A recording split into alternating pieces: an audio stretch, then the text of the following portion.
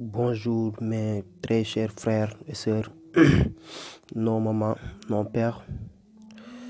Je suis là aujourd'hui pour vous présenter une recette qui est très importante dans la vie. Bien vrai qu'il y a beaucoup de gens qui m'ont envoyé des messages pour me dire, maître, il faut faire les recettes en français parce que nous ne comprenons pas votre langue là. Et je vous prie aujourd'hui de vous dire, désormais, je vais faire mes recettes dans les deux langues.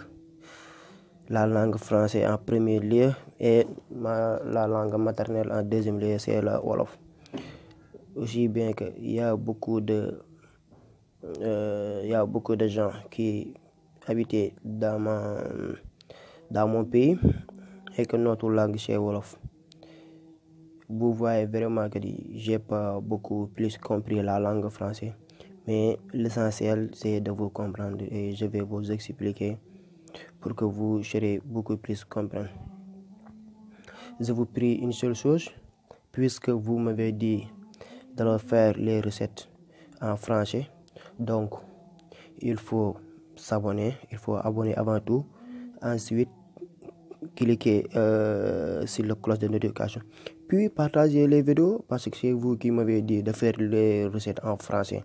Donc, puisque vous m'avez dit de faire des recettes en français et je vais essayer de le faire en français, vous aussi, vous devez faire quelque chose, c'est d'abonner, partager les vidéos avec vos amis, tes proches, tes enfants, tes parents et tout ça, pour l'élargissement de la connaissance.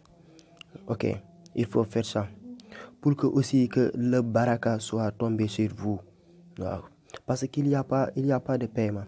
Le seul paiement, c'est d'être abonné. Là, c'est facile, partager les vidéos et abonner. Je vais vous dire que je vais vous donner toute ma connaissance. Donc, il faut que vous fassiez quelque chose aussi pour moi aussi. Ok. Wow. La recette d'aujourd'hui consiste en une bague en argent. Une bague qui va vous permettre de retourner la sorcellerie vers l'envoi. C'est une bague de protection extraordinaire.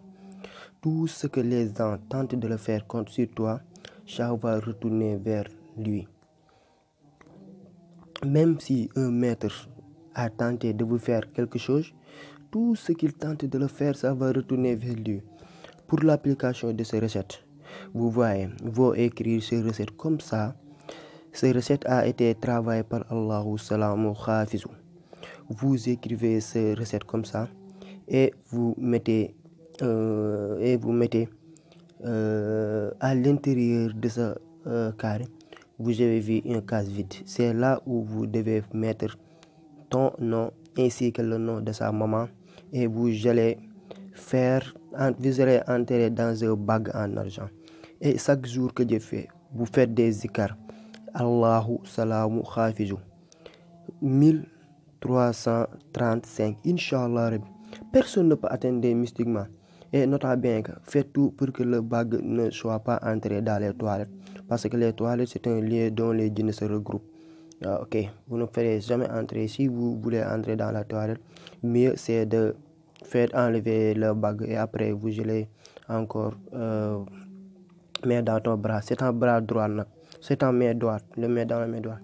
Quand je vais m'expliquer en wolof. Assalamu alaikum wa rahmatullah mbokk yi ñu ngi nuyu di leen jaar tey dina ñëwoon tey pour indi leen njëriñ lu am solo si maanaam wàllum jaaro xaalis boo xamante ni képp ku la def lu bon dafay delluwaat ci moom këppwaat ci moom bu mu yëg wallahi lazim dara dul mën a jàpp kenn du la mën a atteindre mystiquement et c'est facile.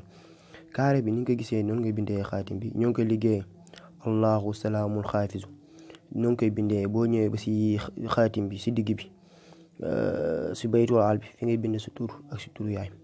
Après nga dem si ki nga xamante ni mooy defar jaaro xaalis yi nga dem mu defal la ko si biir jaaro yi dina xam nu nga koy defee. Après chaque jour dangay liggéey zikar Allahu Salaamul Xaafizu nga zikar ko 1335 fois saa yoo xëyee. Inch'Allah rabbi nga takk sa loxo ndeyjoor nga fexe ba mu dugg duus inch'Allah si kàttanu yàlla ndegam jaaro bi mi ngi si yow soxlootul ngay wuti benn sëriñ xamal ni kenn du la liggéey ba jàppal. ñoo ngi sàkku si yéen mbokk yi ngeen dolli abonné yi ba partage vidéo yi te bës cloche de notification